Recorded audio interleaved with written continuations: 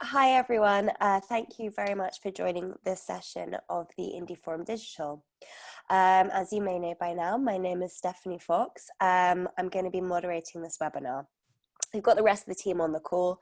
So we've got Julian Boulding, who might do a little wave now, Paul Squirrel and Lizzie Gold as well. I'm just going to go through some quick housekeeping before I introduce our speaker. Timings wise, we're going to start with a 5-minute very short introduction, and our speaker will talk for about 35 minutes. Then we'll have 15 minutes for a Q&A, and we're aiming to finish by 5 minutes before the hour so you can be ready for your next virtual appointment. Please do keep your microphones muted at all times. We're going to unmute your microphone if we're calling on you to ask a question, but other than that, all the other noise will be very distracting, so please do keep them muted.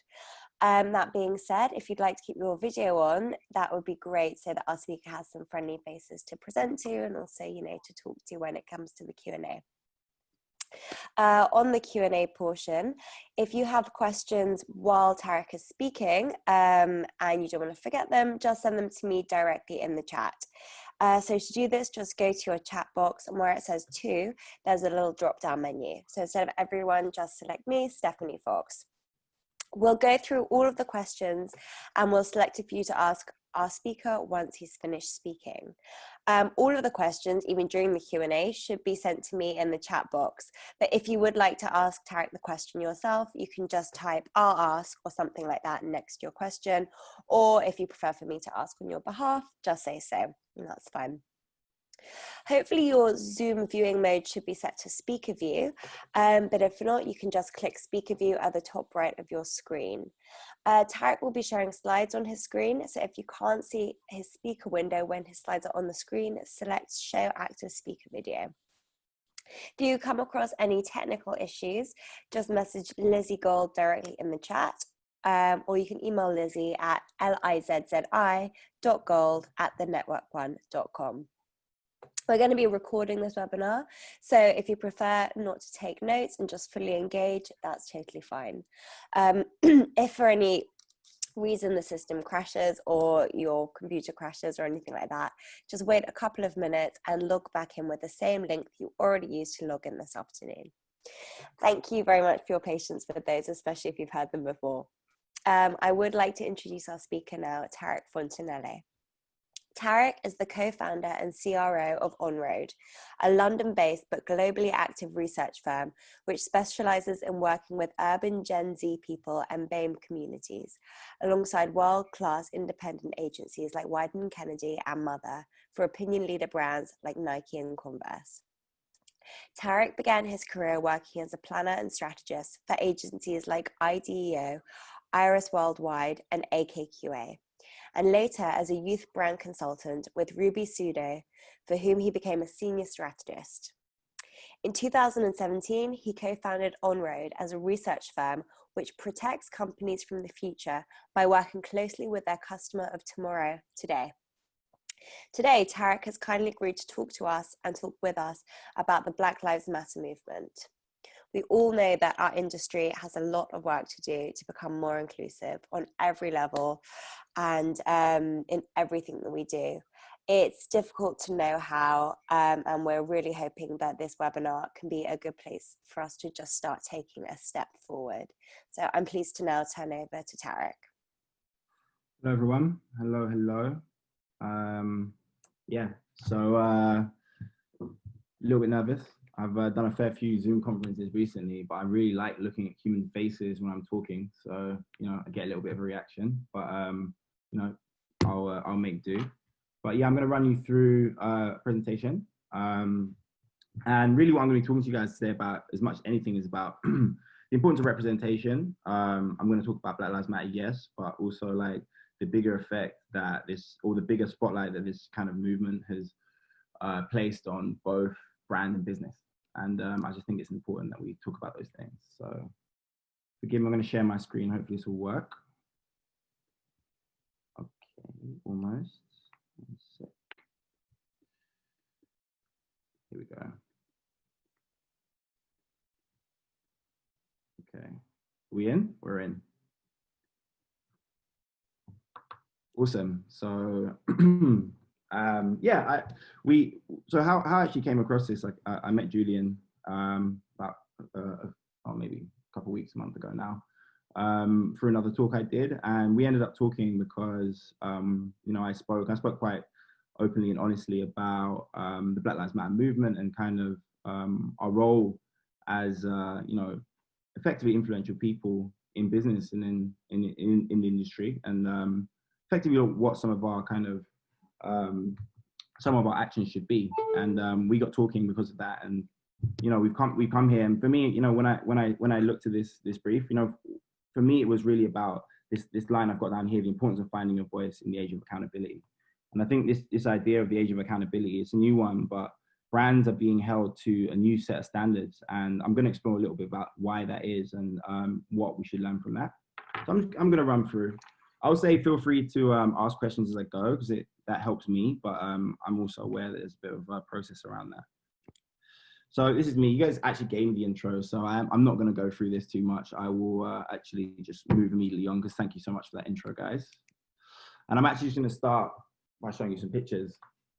This is obviously John Boyega from a march in London about 2 weeks ago now. It's funny because I actually said, like, a couple of days before this, I was like, oh God, if I ever saw police using rubber bullets in the UK, I would lead the revolution myself. And I quickly posted, actually, no, this guy is going to be the guy that does it. Then 2 days later, he basically leads, tens and tens of thousands of people for a march through Hyde Park, and he's now a fucking hero for all.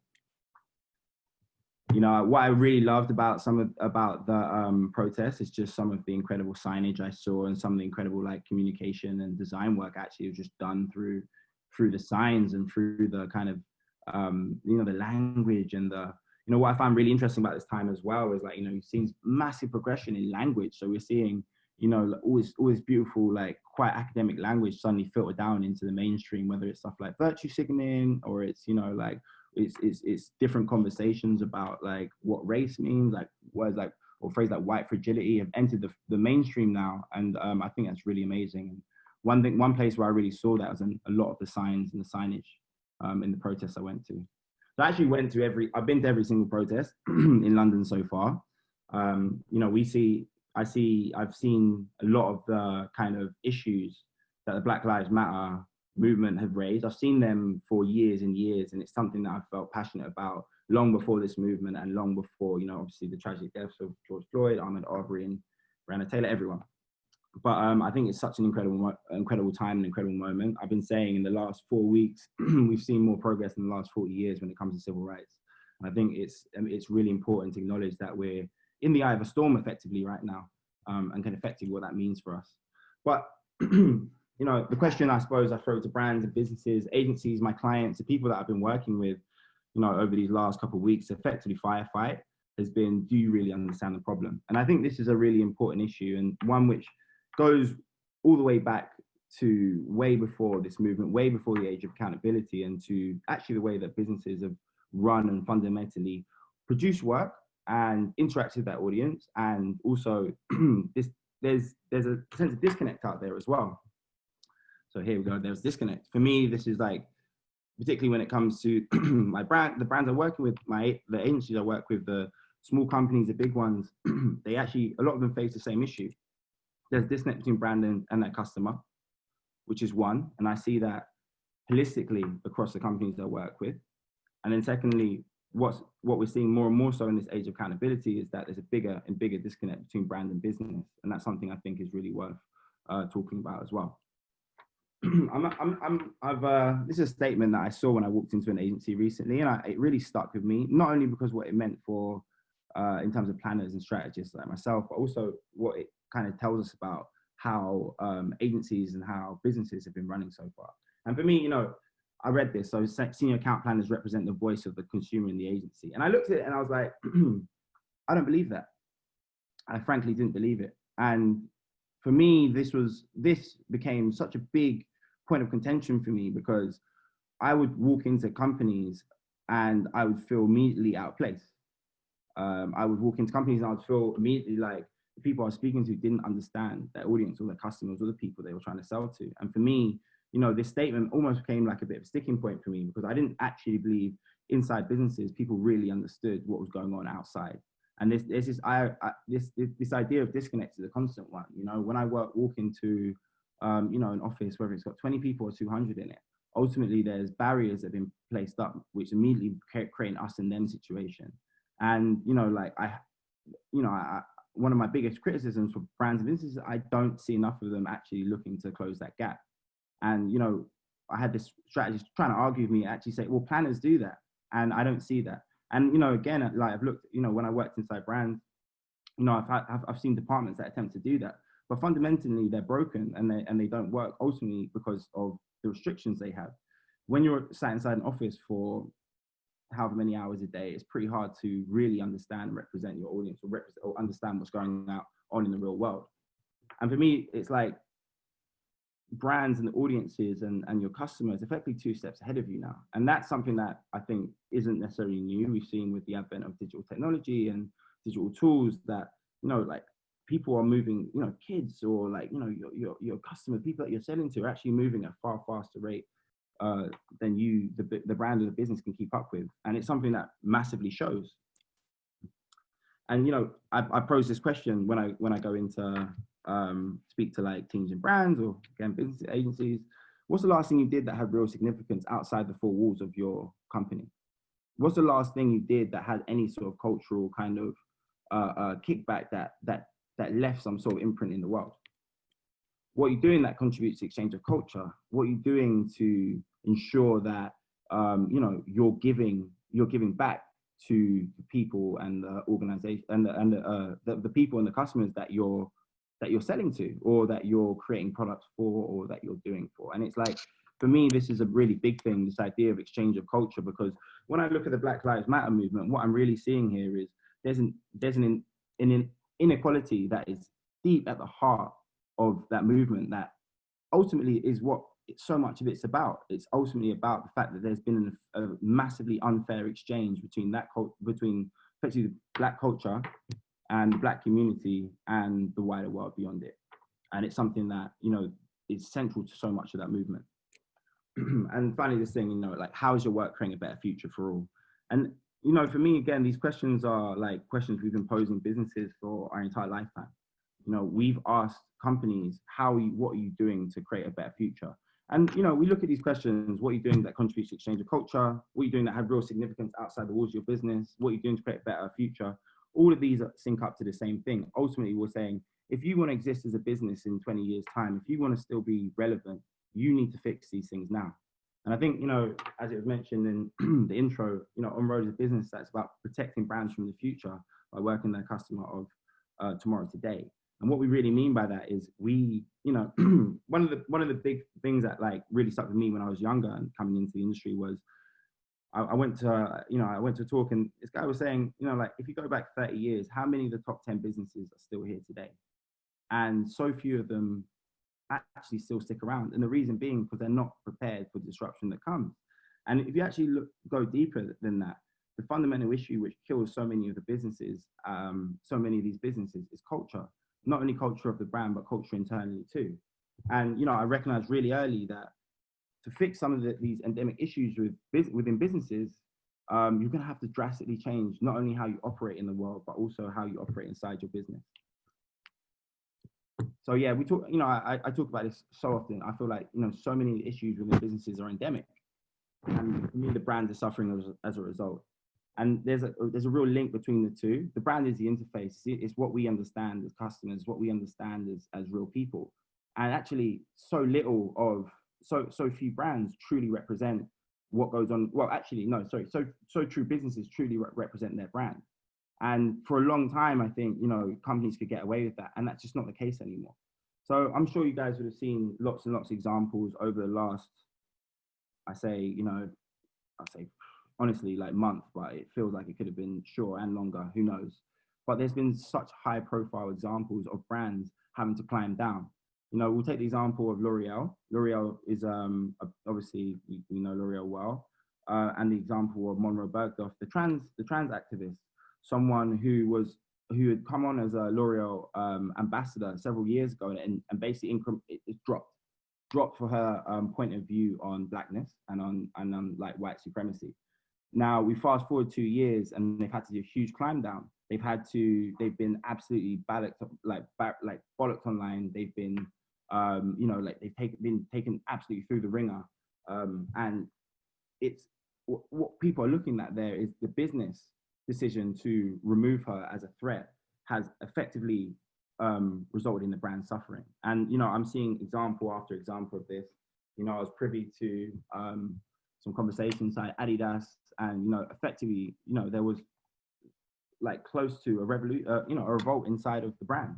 There was every single black employee in the business looked at the business, they looked at the brand, and they saw the cognitive dissonance was there, and they felt the frustration of not being truly represented inside the business, but being overly represented inside the brand. And it just doesn't fly anymore. And I think what we're seeing coming out of the Black Lives Matter more than anything is that disconnect.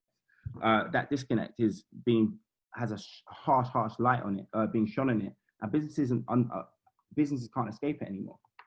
So I went out and spoke to a couple of people in my community. I knew I was coming into this talk, and I spoke to a couple of people in my community about, like what they feel brand and businesses need to be doing to massively, to effectively change and to address some of these bigger, wider endemic issues.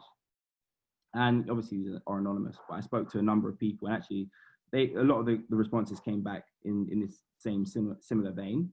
I'm just going to give you some quotes. So, stop asking us to change for you. And I think that's a really important thing. So this is obviously more about looking at the internal structure of a business. So what this person's actually talking about is being hired internally at a company. So this person actually, she worked at it's like a t-shirt printing company, but it's an all white company. She was one of 2 black people there. She talked explicitly about when she went into that business, the need for her to change her attitude and her outlook to fit in with the business. And I think just going back to that point around representation and representing your customer, you have to do that inside your business and outside. There's no you can't get away with that anymore. And I think the fact is, when a lot of companies hire POC, or particularly black people, one of the first things that requires that they change. Now, my own experiences can back that up. I went to work in a corporate company for a long period of time, and I was told I wasn't allowed to grow my hair. I was explicitly told my hair looked too messy and I wasn't allowed to grow it. And I was therefore asked to cut my hair. And that's a small symbolism in the grand scheme of things, but I immediately felt uncomfortable in that company. And it was an incredible company. I had an incredible role. I was effectively pinned to run it one day. And I looked at it and I couldn't marry that up. I couldn't marry up the disconnect I felt inside that business between me as a human being and how that business asked me to operate. Stop asset stripping black culture. So this is a really fun one. So this is from someone who works quite closely with brands. And actually, this is a really interesting thing. This is something which, particularly for organizations that work closely within creativity or within culture, there's this huge, again, disconnect that the black community feel between what they see internally at businesses and how they're represented and in terms of the work. So, for example, like brands, take Adidas, for example, an incredible brand. They do so much work within culture, but effectively, they've had accusations of exactly this ilk being leveled at them. And the main reason is because when you don't create fair exchange between a culture that you're going to learn from and one that you're going to, and one that you're selling to, it feels like incredibly transactional. And as a result of that, people start feeling disconnected and like they don't want to be there. And the bigger thing with this idea around asset stripping black culture, which is actually another bigger issue in terms of the industry, is so many businesses give the purse strings of culture to totally unqualified people. And what I mean by that is I've worked for lots and lots of brands myself where the person who makes a decision about who gets money and who gets paid and what ideas and what communities get supported often sits with someone who has zero insight and zero understanding of what goes on in terms of culture. And I think if we talk specifically around, the idea of, like young people, like young people are constantly tapped into for ideas and tapped into for knowledge, and yet is there fair equitable exchange in terms of giving back? Often not. Hence why I have this quote. So stop undervaluing our contribution. And I think this kind of marries up with both of those previous ones as well. But also this is about, you know, inside businesses, you know, all too often, Blackness is absolutely just, it can feel undervalued, and it can feel tokenized, and it can feel like actually we're only really here because, you know, because of quotas. When actually, you know, the contribution that, you know, like Black employees make inside businesses is often huge. It's often massive. And yet too often, you know, employees are pigeonholed. Okay, you're Black, you're going to go work on this culture brief. You would never get the serious banking project. No, but you get the culture brief. Or, you know, like it might be working inside a brand. You know, you might come in for the ideas phase. Yeah, give us some great ideas about what we should do. And when it comes to actually carrying out in the execution, that person is involved. And I think, you know, again, I spoke to loads and loads of people when I was carrying this research out.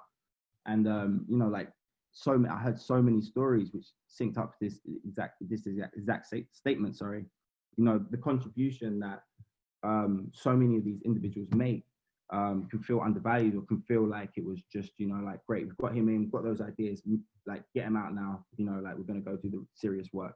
And you know, again, this is something that so many of the people we spoke to talked about. So for me, this comes back to this statement, which is, you know, actually something which is I talk about all the time. I talk about this not only because I'm talking about representation in terms of the racial makeup of teams, but also because to truly create great work, you've got to really understand and be able to represent the audience on the receiving end. But, you know, when I was thinking about this talk, really what I wanted to do was flip this. I wanted to actually realize actually it's the same thing. All great businesses require representation. And yes, you know, that does come down to race, and so much of that comes down to representing, you know, POC, Black communities, different communities of people inside your business. But, you know, it goes back to the other statement as well, is actually, if you don't have a true understanding of what goes on outside your four walls as a business, how can you be a great company? And I think, you know, we're moving into this age of accountability. I'd argue that we've been in it for the last couple of years, a year at least. And, you know, like the screws only now being started to be turned on businesses. You know, I think there's been some incredibly high profile incidents with fashion brands and, you know, like music companies and other businesses which are already quite close to culture. You know, that's effectively, we're seeing that happen. And I think the screw is about to be turned on businesses, as we're seeing now. You know, I think we actually started to see it actually initially with COVID, and it's been magnified so much by Black Lives Matter. And, you know, the question I ask is, are you doing enough? You know, like, you know, when I spoke to Julian coming into this, I knew I would be speaking to, you know, people who effectively had influence in the industry, and people who ran their own companies, who worked with really powerful businesses who can effectively affect change. And the question I had to ask is, are you doing enough? Do you feel like you're doing enough to represent what goes on outside your four walls inside your business? Like, you know, if you want to strip race away from this, which I don't recommend anyone does. But if you did, you know, ultimately the question is, what are you doing to represent what goes on outside in the real world, in your four walls? And, you know, that's what I talk about on road. That's what we do out on road, you know. I always have a statement where it's like, brands are in the sky, agencies, businesses, they're in the hills, the mountains, and then we're right on the ground level, living with the real people in the mud and the muck. And it's like, what we try and do, as much as anything, we try and help our you know, like our clients and the organizations we work with to be better to be better representing the real people that effectively pay all of their wages. And that's like central to what we do. And, you know, like, so we take that work and we turn it into anything. It could be, we've created some incredible work over the time that we've, you know, spent working with like brands and agencies. And, you know, like, we talk about this where it's like, in a world of big data, we fill in the fine details. So, like, you know, we started on road because there was so much quantitative data out there, so much like big, huge data, so much was being pulled in. But actually, all that did was create a really beautiful outline of an individual without filling in any of the details. And what I would say is, like, now all businesses have to like look at the world that we live in. They understand quantifiably, there's a quantifiable element to all of to everything that we see in businesses today, and everything we see inside of brands. You know, so much data is collected, but you know, like, do you really understand it? And it goes back to that first point: do you really understand the problem? And I find it impossible to believe that you can understand the problem without filling in the fine details. Yeah. So I was actually gonna show you some examples of work that we've carried out over the last like couple of years. I think actually truly represents it. Starting with Londoner, which was a project that for me really represents what we're talking about and everything that we talk about in terms of the Black Lives Matter movement, representation, making commitments. You know, for Londoner was a flashy ad campaign and premiered in cinemas, and you know, had people in it that made everyone get excited and was an amazing campaign. But that's not what I talk about. What I talk about is that Nike made a commitment, a 5-year commitment to young people in London, and to celebrate them, to support them, to give them a platform and to elevate them. And every single year, you know, I work constantly throughout the year to fulfill those commitments. And that's what I'm talking about when it comes to, like, again, like, how do we build a model that truly represents what goes on outside your four walls, that truly represents like the sign of the times. And for me, you know, like, London was so much of that, because it was all about the real people. I'm going to play a little video.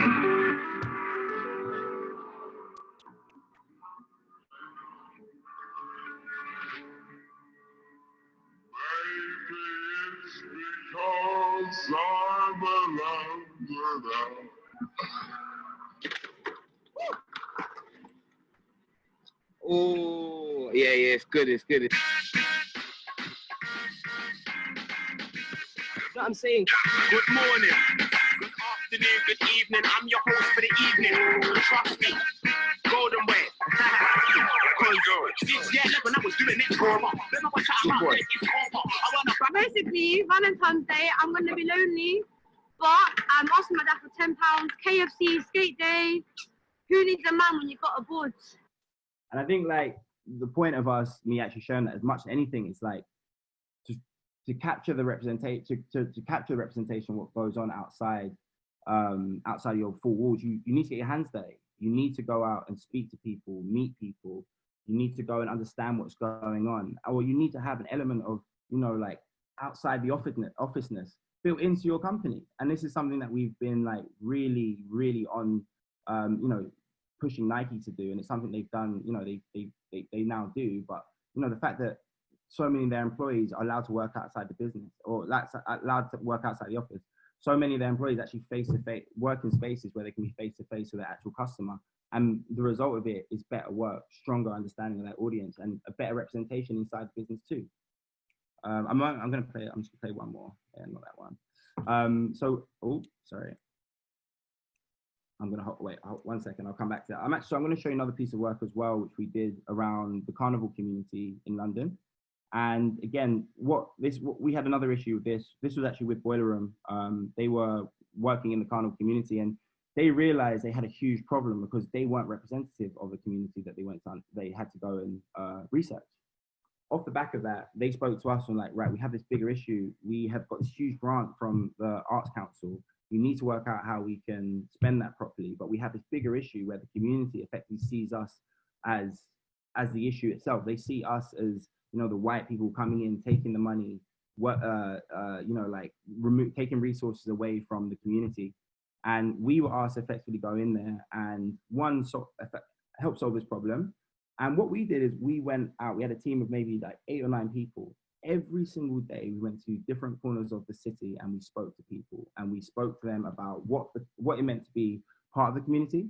We spoke to them about what it meant to be, you know, to be, what this Arts Council funding meant to them. And we also spoke to them about what it would mean to be truly representative in terms of like a project or initiative that could understand them. So what we realized very quickly was, one, Boiler Room had a huge amount of work to do. It couldn't be done over in one summer. And they also had to make a commitment to this community. And that's exactly what we did. We went out and we spoke to real people on the front line of the carnival community. We heard their stories, we heard their needs. We went back to Boiler Room and we asked them to change.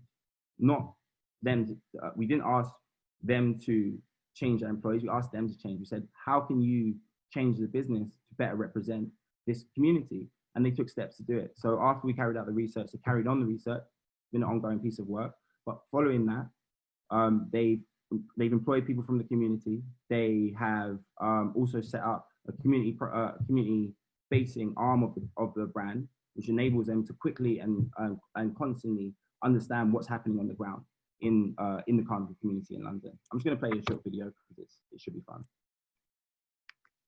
Oh, okay.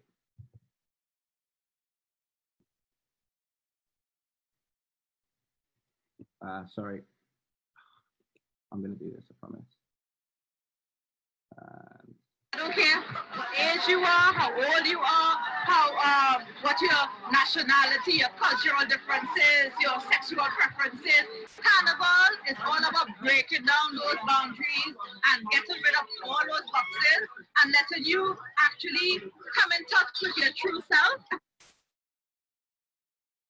I remember one year specifically, it rained when we got to Chinikuna, and like that's my worst nightmare. I hate the rain. Like when you have a costume on, your feathers get all drippy, and like this particular year, it literally poured down with rain, and everyone was like, Trinidad jump up. No one cared. Like it was on Chinikuna. They played one of the biggest songs from Trinidad, and everyone just literally went crazy. So I'm going to stop there, but again, it's like, so much of what we try and do as a business is try and get the stories and the feeling and the emotions of the people that you're working with inside the business. And so, and you know, I talk about some of the best work we've ever done, or some of the things I'm most proud of as a company is when we've helped shift the mindset of how a company thinks about their audience and how they think about themselves as a business as well. So yeah, and I just think that, you know, like, going back to Black Lives Matter, really that the issues that I look at that movement are endemically the same issues that plague the industry anyway. You know, I look at the Black Lives Matter movement, I look at the companies that have reacted best. They're the people that really understand the people. And ultimately, there's no shortcut to that. You know, I had a call with, I'm just going to call it a rum brand this morning. And, you know, they are scrambling, absolutely scrambling to build a response that makes sense and appeases their audience. They're a white-owned company, but they're a Caribbean rum brand, and the disconnect is killing them. They're being torn apart, and I left that call massively frustrated because yes, they're going to do some great work, but it's too late. And ultimately, you know, what I said to them was, you know, like, your people were telling you that this was an issue prior to this. You didn't react.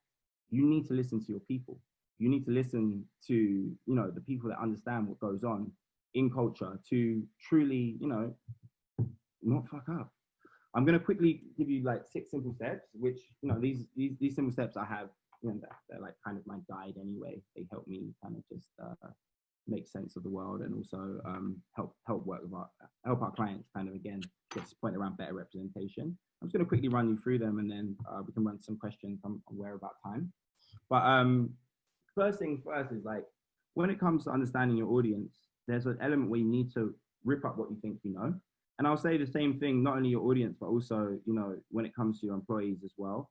And, you know, what I could have, when I had those quote sections earlier, I would say, like, one of the other things that was really, really, a lot that came out a lot was this idea about being typecasted.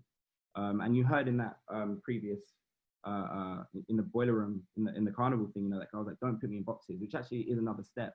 But there's this whole thing where actually, to truly understand people, there's this, you have to really let go of what you think you know about them, and to, be open enough to learn. And it's, I think it's really simple, but it's like the first rule, I think, when it comes to understanding, better understanding people and culture. I've talked about this constantly throughout this talk, this idea about creating exchange and not transactions. It's absolutely key when it comes to understanding your audience, understanding what you need to do next.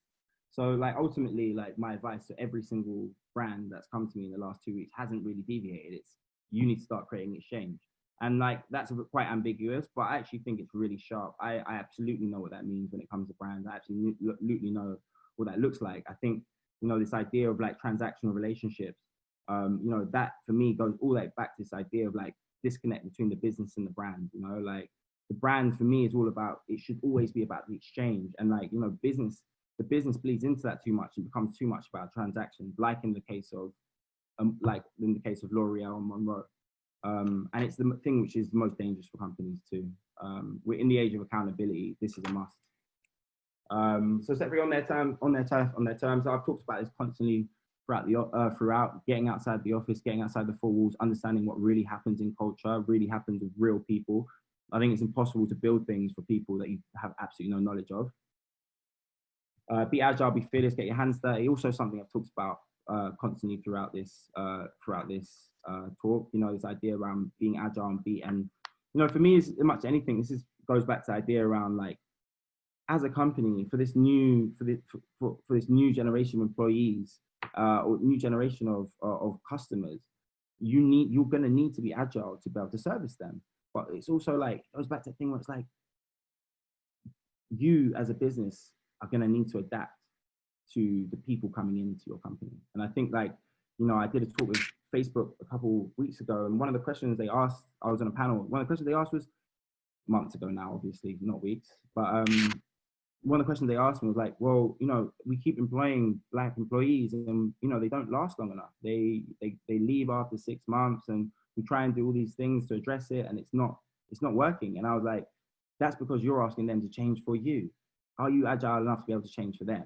And I think, like, you know, one of the things, we've been working with Apple quite a lot recently. There's a really amazing organization, Black at Apple, and like so much of their strategy inside the business is about how they can agilely, like, work on a more qualitative level inside the business in a way that better looks after the Black employees in the business. I've talked about this already. Don't put people in boxes. You know, I think this is something which is really, really important, and I think really easy to understand when it comes to customers. I think, you know, like the idea when you have tribes and you put people into nice, clear segmentations, and this person's urban and this person, that's offensive. You can't do that. And I think, you know, something that I really talk about a lot, which I haven't actually mentioned a huge amount, is just when it comes to language and the language you use when you talk about the people that you're selling to, or even the people that you're working with. It's so crucial. And I think the word consumer has been a bugbear for me from the very beginning.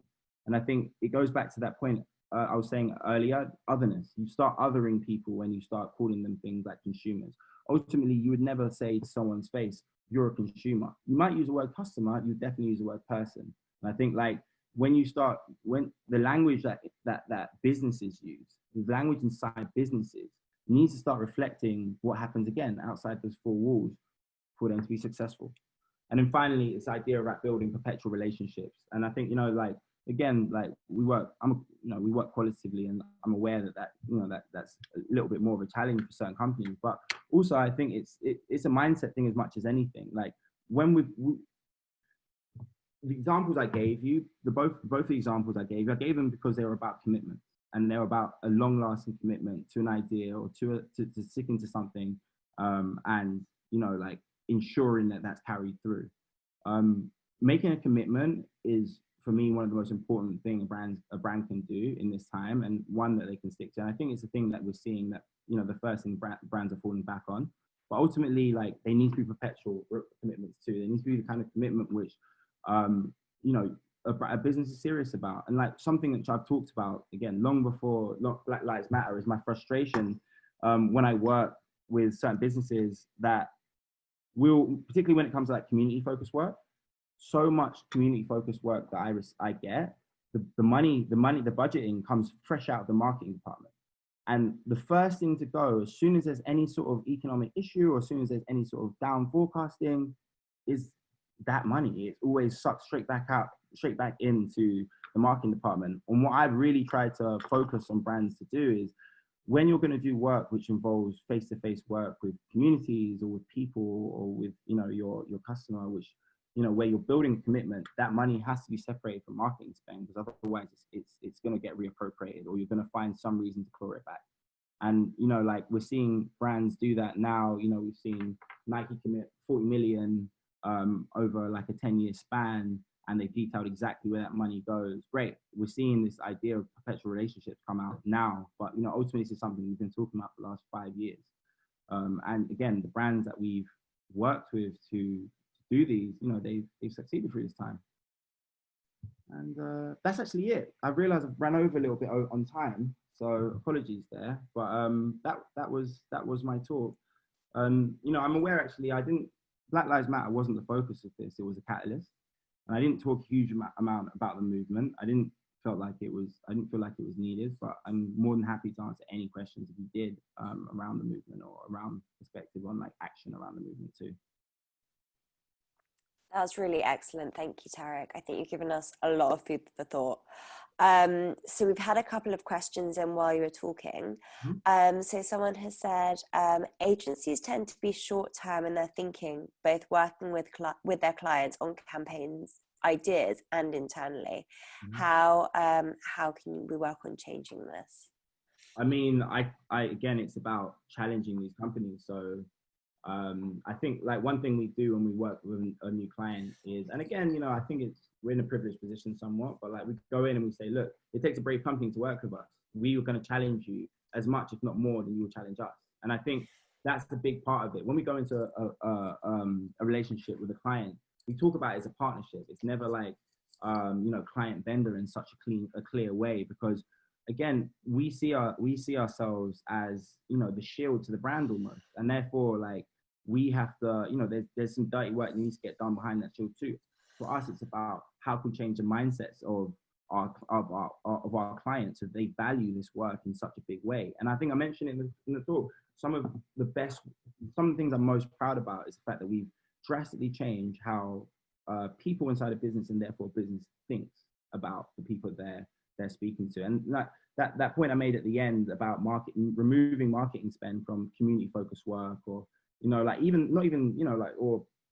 just having some sort of separation which insulates that money. That's crucial. We started working with the client on a community focused project at the turn of the year, and we said to them, no matter what happens out of this, you have to protect this budget.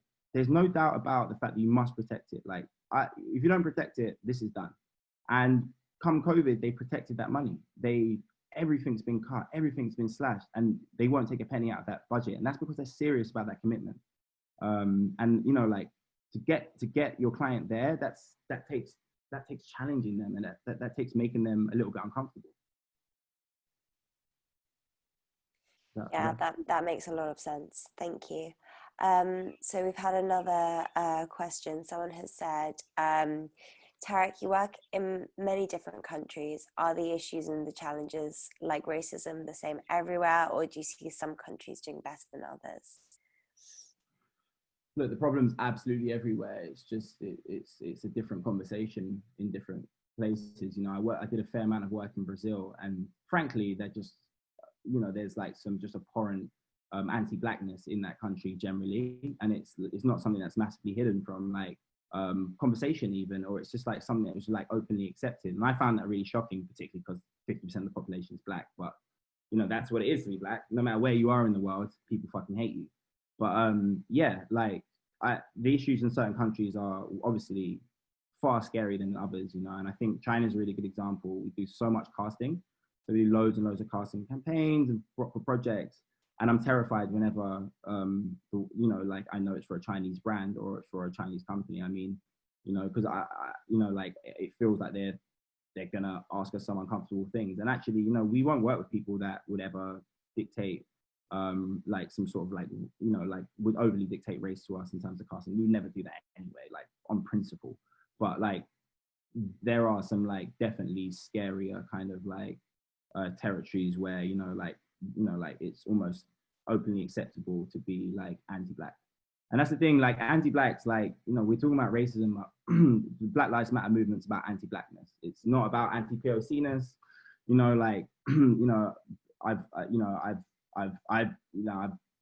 People have witnessed some crazy racism in countries like China and India, in Iran, in Brazil, in Argentina, in every country in the world. This is about anti-blackness. This isn't about just racism. And it's deeply ingrained in so much human society. So yeah, there are some severe issues. I look at the UK and I look at the US. We're in theory progressive, so we talk about these issues and we're trying to address them. But there are countries where absolutely no action is being taken at all. Great, thank you so much. We've had another question in the chat. Someone has said, filled with insight in how to take action. Just wondering if there are any more examples of how companies and brands can create exchange versus transactional relationships. Yeah. So, I mean, like it's almost like something that needs to be ingrained in every level of a business, because for me, it's like, again, like we're talking about separating brand and business and that cognitive dissonance. Well, it's not gonna match up in the coming years. But you know, for me, it's the exchange comes from there's just so many different ways of doing it. So like I think on a very like qualitative level, you know, we did a project where we were working with a community of people in London, and with the brand, they had a retail space which honestly was just not really it just wasn't really being used. One of the big insights that came out of working with this community was there was huge anxiety around space. Privatization in London has just been crazy over the last like 10 years. It's you know, it's crazy, and it's left this anxiety around public space and also just space generally. So we took those insights to the brand, and we were like, look, there's not actually an opportunity for you to actually just give back to this audience by creating a space that's solely tailored at them and answering their needs and supporting them with what they need. And that's exactly what they did. They went out and they created we did it, and we ideated this space in line with the insights, and we created a space that was 100% about geared around giving back to them and serving their needs.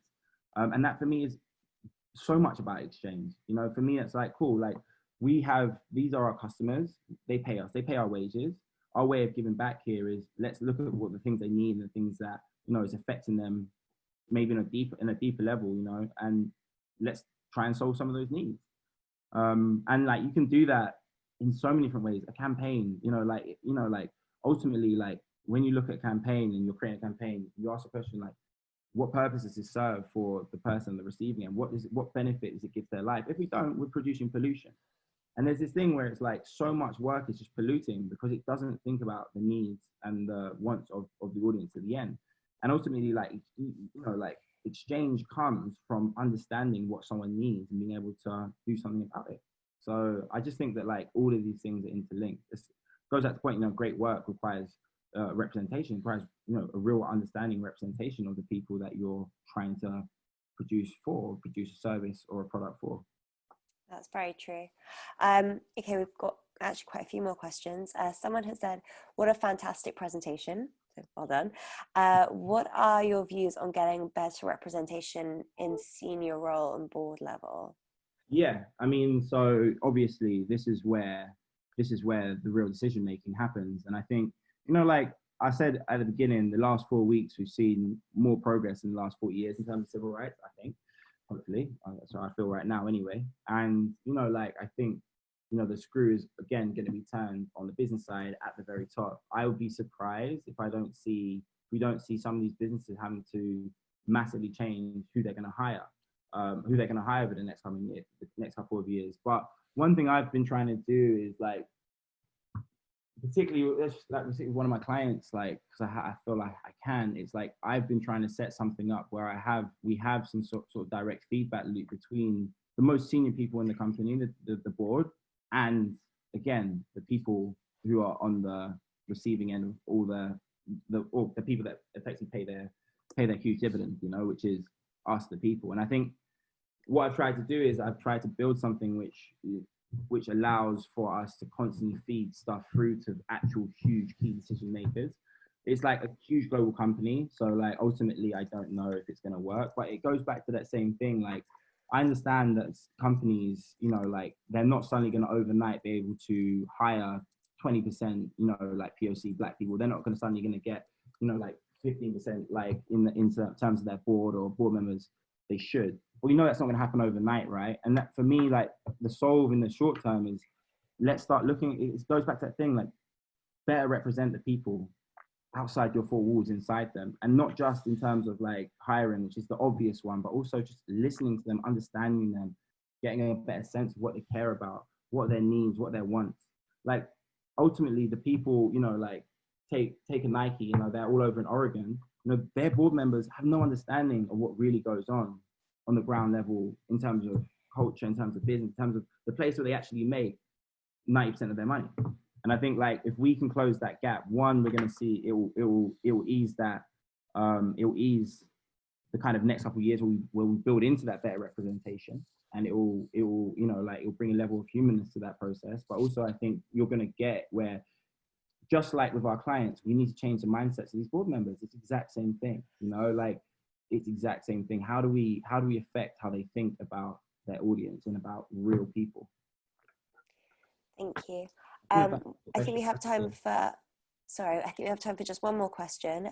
So someone has said, to what extent should we be thinking about our customers, audiences and people as Black communities versus young people, many of whom happen to be Black? Is an excessive focus on race contributing to the problem of putting people in boxes, or is it necessary course correction for communities that have been misrepresented or overlooked? I mean, look, it's just, I mean, I'm all about, I think that, like, particularly when it comes to Blackness, right? Like, the problem is, as I said in the talk, Blackness is Blackness and racism can almost be pulled out from one another. They can't. It's obviously the same thing. But my issue with it is that Blackness, you know, Blackness is itself is seen as such negative. No matter where you go in the world, there has to be better representation of Blackness. So yeah, I personally think that, like, what I would love to see companies doing after this is overrepresenting the hiring of Black people, because what has happened is like underrepresenting right now. And arguably it's like saying, you know, it's a little bit like, you know, like all lives matter versus Black lives matter. Yes, of course all lives matter, but right now we need to save Black people because their lives haven't been being saved. And it's almost like the same inside businesses. I would ask that businesses overrepresent Blackness right now, because not just now, but moving forward, because there's a bigger problem where Blackness has been left out of the equation. When I go into agencies, I don't say, oh, how many POC are there here? I say, how many Black people are there here? Because there are POCs there, but how many Black people are there? Then I ask, how long have they been there? And if they've been there under 6 months, I just count them. So, like, you know, like I think that there's so much which needs to get done in that space. And I think, like, it's genuinely worth overrepresenting Black people, particularly in lieu of political climate, but definitely, you know, like, because, you know, actually so many Black people have been left out of the conversation for so long. You know, I find it really interesting because even, you know, like, I'm not massively talking about my experiences in the industry, but I was, without going too deep into it, I was massively racially abused by my first boss. I started working for her when I was 17. I was massively racially abused. She massively did that thing, which was in that quote, which is about Black asset stripping Black culture, and then just repackaging it and reselling it. You know, she actually, like, she effectively got racist ideology into a business. And, like, I was so young when I was seeing this, I didn't understand it. It's only as I got older that I really understood the danger and the damage of it. And I looked at it and I was like, how many other people have had the same experience I've had? And what I found out in the last 4 weeks is a lot of them. So I feel like Blackness needs to be represented more, and it needs to be supported more overall. I think, like, there's a danger where, of course, we don't want to, like, isolate and other Black people, because we also don't want to put them in boxes. But there's a root need here, which is that community has been ostracized for too long, and we're now in a position where we can change that, and we should. Thank you very much. That was really, really helpful and thought-provoking. If anyone on the call would like to share any experiences from their own countries, you know, feel free to jump in now. I'll give you a couple of seconds to respond, but in the meantime, we've had a lot of great comments. People are just saying that it was an amazing talk, and thank you for the insights. And thanks for a wonderful presentation and all the rest of it. So again, just a really, really big thank you, Tarik. That was great, and you gave us a lot to think about. I'm going to wrap up now. So I'm just going to, if I could ask you to stop screen sharing, just so I could put your details on the. How do I do that? Just at the bottom, I think, there, where it says share screen. Yeah, thank you. I hate them, guys. Sorry. Right. No, not at all. Thanks. So if you did have a question that you didn't have time to ask, you can contact Tarik via www.onroad.ad. So it's onroad with a little. I just realized, sorry, I'm just going to jump in here. Weirdly, the www doesn't work. It's just onro.ad. Oh, okay. Great. Yeah, Thank you. We're futuristic like that. Great. And I think that you changed your You shared your email address as well in your slides. So that was tarik@onroad.ad, if that's correct. Yeah, great, thanks. So yeah, thank you so much. That was really excellent and gave us a lot to think about and to work on. Hopefully we can all do our part and work on doing all of those things, and hopefully this won't be as much of an issue, you know, moving forwards. The next generation, we can start trying to fix some of these problems, so it really is our responsibility rather than, you know, the Black community's responsibility, something that we have to take on ourselves. So thank you all for coming and for taking time out of your day to you know, listen, contribute to that conversation. We really hope that you enjoyed it and had a lot to think about. We'll be hosting the Indie Forum digital webinars every day this week. Our next one is in just 1 hour at 3 o'clock London time. So we'll be hearing the client perspective from rising stars in the world of marketing. They'll discuss the changing role of CMOs and their changing expectations of their agencies. The panel will be moderated by Stephen Mayer. He's CEO of MBA. He's also chair of the UK Data and Marketing Association, chair of the IPA Effectiveness Board, and the immediate past chair of the Marketing Society. On the panel, we'll have Helen Blanchette, who is president of MyJane from USA, Katie Dulake, who's GM of Marketing and Communications at Mitsubishi in the UK, Nontakode Madonsela, who's Group CMO at Momentum Metropolitan Holdings from South Africa, Tony Miller, Marketing Director from WW, which used to be Weight Watchers from the UK, and Nicole Puzio, who's Senior Marketing Resources Manager at Oppo from China. There's still plenty of time to register for the client perspective at 3 p.m. So just visit www.thenetwork1.com/the-indie-forum-digital for our full schedule and to sign up. Thank you everyone for joining us. Hope to see you soon, a little bit later this afternoon. And again, thank you, Tarik, and have a great day.